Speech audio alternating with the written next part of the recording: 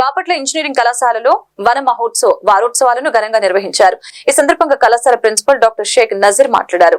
వన మహోత్సవ్ వారం అనేది జులై మొదటి వారంలో జరుపుకునే వార్షిక చెట్లు నాటే పండుగ అని తెలియజేశారు.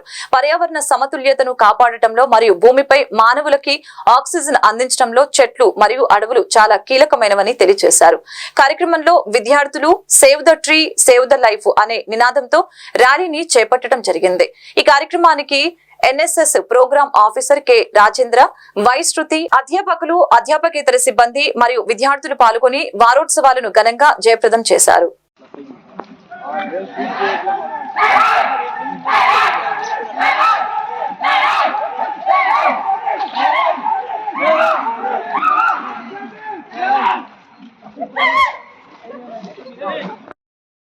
షూట్ చేయట్లా మనం